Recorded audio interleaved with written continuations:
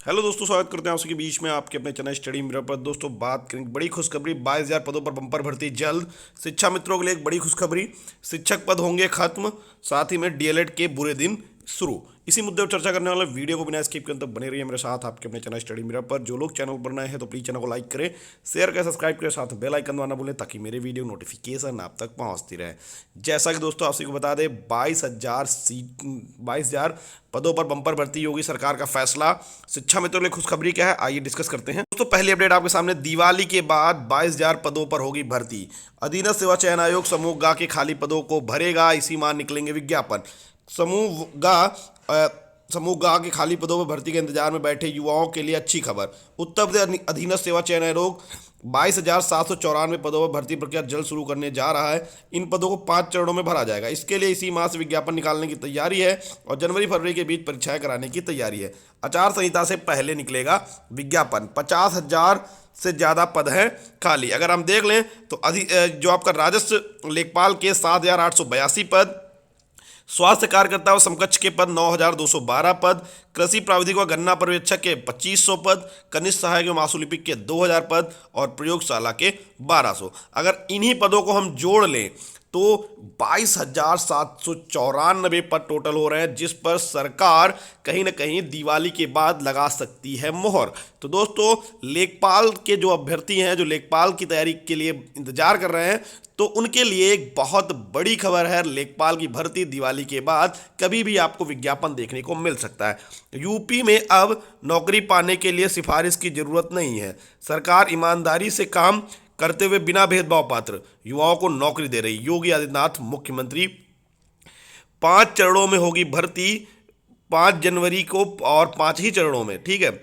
जनवरी और फरवरी के बीच होंगी परीक्षाएं। 5 चरणों में होगी भर्ती, जैसे कि आपके पास पॉइंट वाइज ये लिखे हुए हैं, पहला चरण, दूसरा, यानी कि अलग अलग पोस्टें हैं। 50,000 के करीब पद खाली समूह ग के बाद और भर्तियां होंगी। मुख्यमंत्री योगी आदित्यनाथ ने नियुक्ति पद देते समय ये बात कही कि यूपी के अंदर किसी को सिफारिश की जरूरत नहीं है, सरकार ईमानदारी से काम कर रही है, बाकी आप स्वयं समझदार। दोस्तों, यहां पर देख सकते हैं भारत समाचार की न्यूज, लखनऊ शिक्षा मित्रों की मांगों पर बन रही है सहमति। तो शिक्षा मित्रों के लिए बड़ी खबर निकल कर आ रही है। नियमित किए जाने को लेकर सरकार तैयार नहीं है, सरकार केवल 1,000 रुपए मानदेय बढ़ाने को तैयार। तो दोस्तों, शिक्षा मित्रों के ऊपर कहीं ना कहीं सहमति बनते हुए दिख रही है। और आपको मैंने एक अपडेट दी थी कल, जहां पर छात्र शिक्षक अनुपात में शामिल होंगे शिक्षा मित्र। तो दोस्तों, अगर ये पद, अगर छात्र शिक्षक अनुपात में शिक्षा में शामिल हो रहे हैं, तो कहीं ना कहीं आने वाले समय में शिक्षक भर्ती पर खतरा मंडराएगा।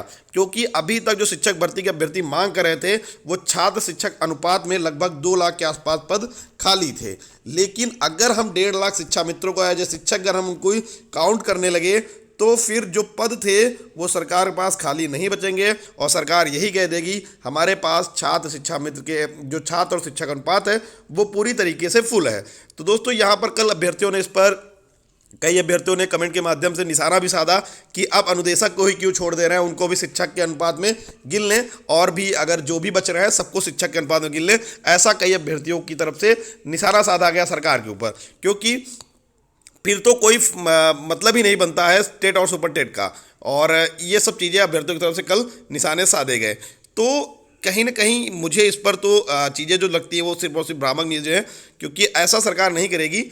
इसके लिए शिक्षा मित्रों के मानदेय पर सरकार की तरफ से सहमति बनी है।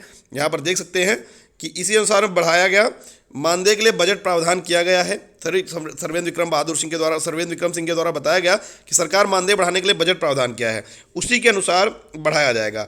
2017 में मानदेय 3500 से बढ़ाकर 10,000 किया गया। नियमित करने का मुद्दा निर्णय लेने का अधिकार सिर्फ और सिर्फ मुख्यमंत्री जी को है। वहीं अन्य मांगों पर विचार के लिए शासन को प्रस्ताव भेजा गया है। और साथ ही में यहाँ ये भी बताया गया कि 1,000 रुपये पर शासन जो है विचार कर रहा है, लेकिन नियमित करने का जो पूरा फैसला होगा वो माननीय मुख्यमंत्री योगी आदित्यनाथ जी का होगा। इसके अलावा इस पर कोई कुछ नहीं कर सकता है।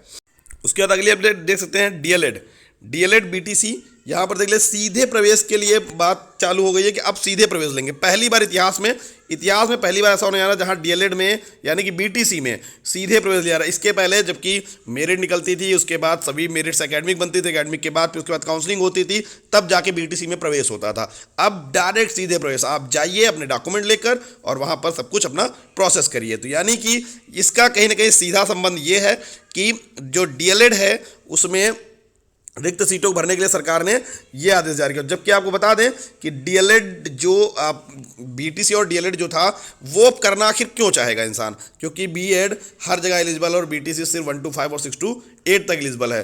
तो हर व्यक्ति अपने आप में योग्य है, योग्यता कमी किसी में भी नहीं है, तो क्यों ना इंसान बीएड ही क्यों ना करे। बीएड डीएलएड करने से आखिर फ़ायदा क्या है, क्योंकि बीएड करने से आप सभी जगह पे योग्य होंगे और फीस सेम और टाइम ड्यूरेशन सेम, तो फिर आखिर बीएड क्यों नहीं इंसान करेगा। तो यही कारण है कि आज सरकार को डीएलएड के लिए सीधा भर्ती निकालने सीधा एडमिशन का आदेश दे दिया गया, क्योंकि कोई अब डीएलएड की तरफ जा ही नहीं रहा है। 1.5 लाख के आसपास या 2 लाख के आसपास सीटें जो थी वो खाली रह गई हैं डीएलएड की। तो इसलिए शासन स्तर पर सरकार काफ़ी परेशान है, लेकिन इसकी वजह भी स्वयं सरकार है जो आज डीएलएड की सीटें खाली हैं। तो ये थी अपडेट। आई होप सारी बड़ी अपडेट। आई होप वीडियो आपको अच्छी लगी होगी। वीडियो अच्छी लगी वीडियो लाइक कैसे करें। Thank you for watching. Bye bye, take care.